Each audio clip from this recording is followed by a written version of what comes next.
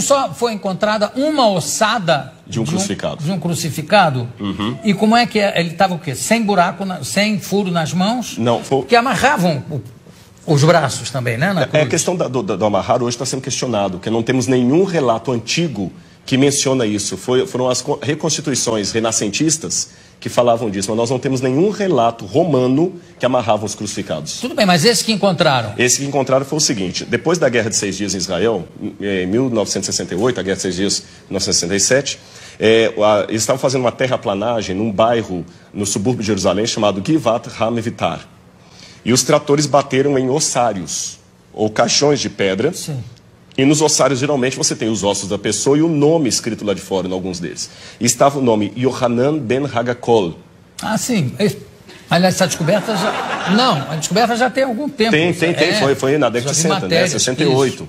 Então, quando eles pegaram, eles abriram o ossário e perceberam que havia algumas coisas curiosas. O fêmur estava quebrado e no calcanhar havia um cravo romano fixado ali. Foi o único que encontraram. Então, a partir daquela ossada ali, eles fizeram um levantamento legístico de como seria a posição de um crucificado na cruz. E é bem diferente do que a gente imagina claro. Das reconstruções medievais. E o sofrimento de Cristo ficou de uma maneira muito mais dantesca, a visão arqueológica e eu até diria legística, porque foram médicos de medicina forense que fizeram reconstituição da causa morte. E o negócio de cravo na mão não tem? Não, porque o osso dele estava muito fragmentado. Mas, então não tinha os ossos da mão, não estavam todos inteiros. Pelas profecias, certamente não é uma ossada de Jesus. Ah, não, com certeza não. Porque, inclusive, se eu não me engano, tem uma das profecias que diz: nenhum dos seus ossos será quebrado. E não conhecerá a corrupção. E nós temos evidências. Eu sei que muitos historiadores hoje negam a ressurreição de Jesus, pensam que é uma teologia, mas eu digo, com base histórica, a ressurreição de Jesus aconteceu e nós temos muitos elementos históricos para afirmar isso, a despeito do questionamento de muitos historiadores. Mas sobre a ressurreição? Sobre a ressurreição. Mas qual é o dado histórico que pode haver sobre a ressurreição? Claro que é uma questão de fé, para mim é uma questão de fé. A própria forma como os relatos evangélicos estão não demanda uma propaganda. Porque o que é uma propaganda? Uma propaganda, às vezes, você mascara, enfeita uma coisa para vender um produto. Aqueles discípulos estavam, em primeiro lugar, sofrendo perseguição e abuso por causa daquilo. A ressurreição era uma única doutrina da antiguidade que ninguém aceitava. Eles aceitavam a história de Platão, que a sua alma ia para o Éon, podia aceitar a história de Pitágoras, que você transmigrava a alma de um corpo para o outro, ou então ficar com os epicureus, que morreu, acabou. Mas ressurreição... A reencarnação exatamente, a transmigração de almas está ali perto. Exatamente, alguns judeus aceitavam a reencarnação. Agora, ressurreição era uma coisa que ninguém comprava essa ideia. E outra, na época, pelo machismo... Mas isso, desculpa, mas isso não é uma prova histórica. Sim, mas a forma como os evangelhos foram descritos é interessante. Eles quebram todas as regras de propaganda. Quer um exemplo?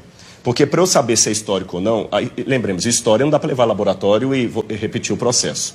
A forma como tratamos a história é diferente. Você olha um documento, e o que você considera uma prova histórica? Como ele foi redigido?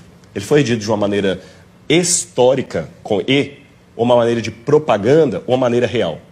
E os evangelhos, por exemplo, eles mostram que a primeira testemunha de Jesus ressuscitado foi Maria Madalena, que era mulher. O testemunho de uma mulher não era válido.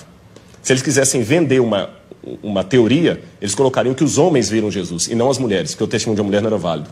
Segundo, o fato de Jesus ressuscitar no terceiro dia.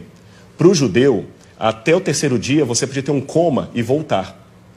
Interessante que Jesus ressuscita depois do terceiro dia, ele estava realmente morto. Outro detalhe... Mas ele não ressuscita com o mesmo corpo que ele morre, né? Mas é um corpo glorificado. Corpo glorificado. Mas ele tinha algo tangível. Tanto é que quando ele aparece para Tomé, o famoso São Tomé, o incrédulo, ele fala: Tomé, veja que sou eu, que um espírito não tem carne e osso, toca nas minhas feridas. E depois ele pergunta: o que vocês têm para comer? Eles tinham peixe e favo de mel, e ele come com eles.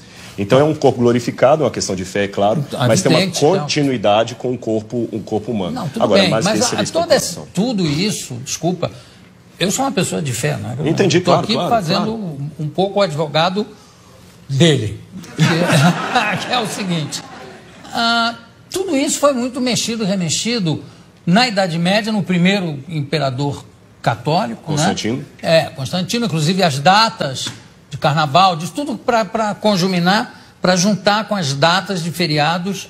Exatamente, pagãos. E também ele foi um pouco copydesk dos evangelhos, que tem uma opção de outros evangelhos que ele é que resolveu que não valiam. Na verdade, quando a gente trabalha isso, a gente trabalha com a crítica textual. A crítica textual se vale de documentação anterior a Constantino. Então nós temos fragmentos do Evangelho de João, por exemplo, John's Highlands, que data do ano 150, 170 antes de Constantino. Outro detalhe, Constantino era analfabeto. E os evangelhos apócrifos que começaram a surgir, os famosos aí, com todas aquelas histórias, eles não foram aceitos no cânon. E até contrário à decisão de Constantino, que Constantino queria que eles entrassem. Esse é um detalhe curioso da história, não foi ele que selecionou 4. Constantino não tinha cultura teológica, ele, o homem era analfabeto.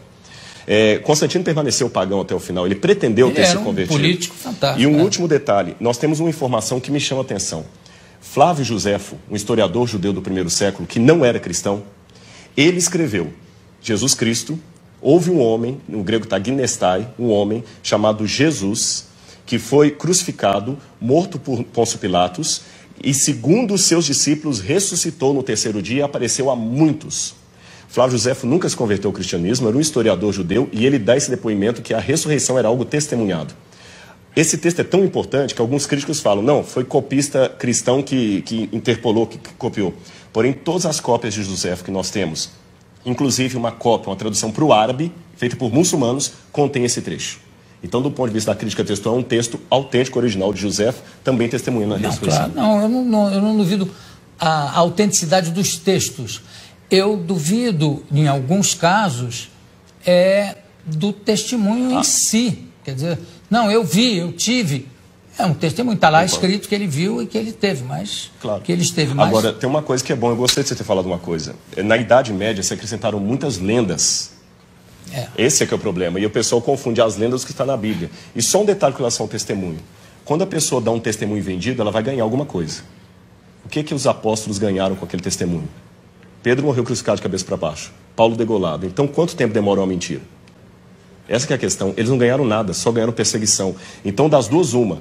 Ou aquele pessoa era muito doido, ou ficaram tão extasiados com aquilo que preferiram morrer a negar o depoimento que eles estavam. Se fosse uma mentira, eles tinham pulado fora. Ninguém ia ficar com Cristo até o final. O único que traiu foi Judas. Os outros ficaram, e até hoje a história está aí, e nem a modernidade conseguiu matar essa brilhante história da ressurreição de Jesus.